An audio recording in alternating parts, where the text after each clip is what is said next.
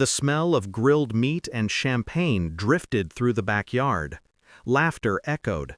Too loud, too perfect. I stood at the edge of the table, hands folded, pretending to enjoy the sun. My mother's voice rang out, cheerful, oblivious. "Come, sweetheart, we have a surprise." I smiled. "For me?" She looked puzzled, then laughed. "Oh, was that today?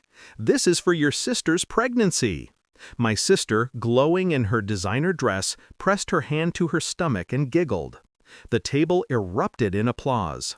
I stood there, frozen, the smile glued to my face while something inside me cracked, quietly. No one noticed. When I turned away, I didn't run or scream, I simply walked, each step calm, deliberate. Behind me, they toasted her new life. No one remembered mine. The past. It hadn't always been this way.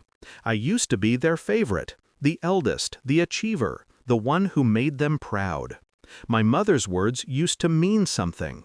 She'd tell her friends, "That's my daughter, always dependable." Then came her. My younger sister, soft-spoken, fragile, needy. The kind everyone wanted to protect.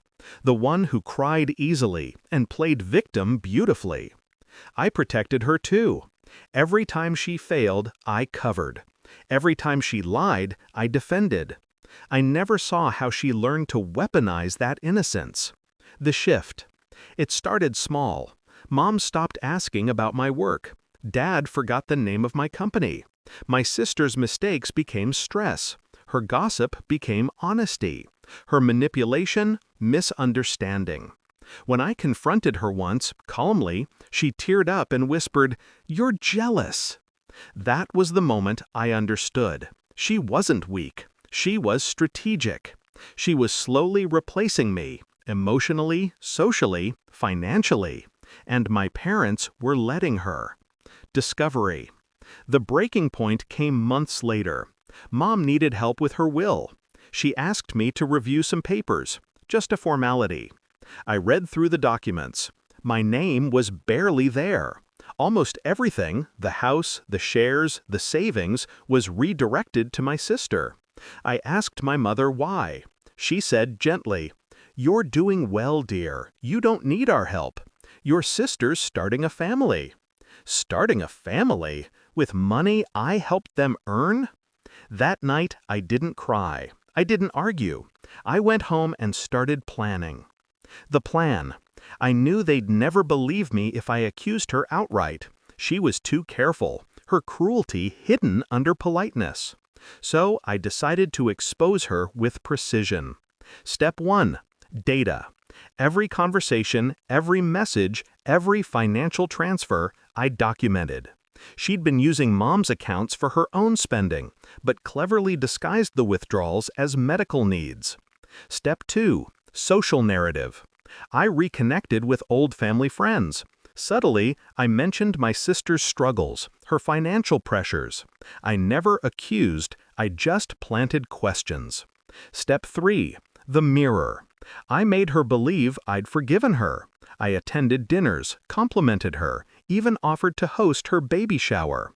She smiled, relieved, believing she'd won. She didn't realize the trap was already set. Execution. 2 weeks after the barbecue, I uploaded everything. A neatly organized folder sent anonymously to every family contact. Bank statements, screenshots, voice memos, and one recorded conversation, her bragging to a friend about how easily she could manipulate our mother. I didn't need to say a word. I knew exactly when they saw it. The group chat went silent. My phone stopped ringing. Then, one by one, messages trickled in, confused, panicked, angry. Mom called last. Her voice trembled. Why would she do this?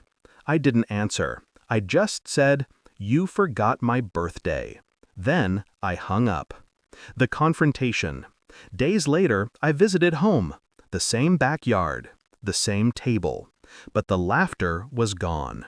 My mother sat pale, clutching her phone. My father refused to look at me. My sister, red-eyed, shaking, tried to speak first.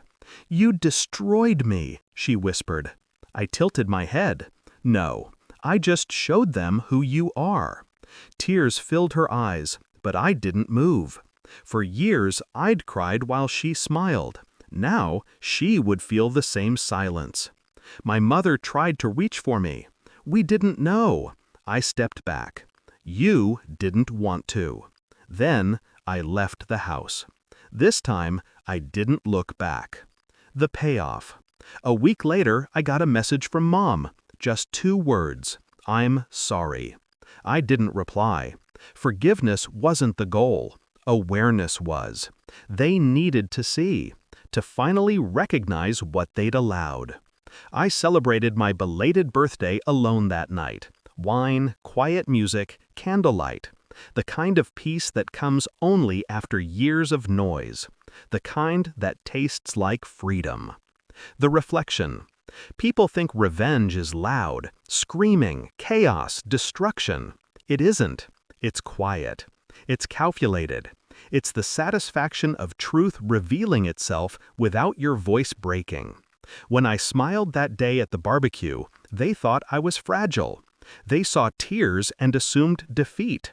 But tears can be disguises. They blur vision, especially theirs.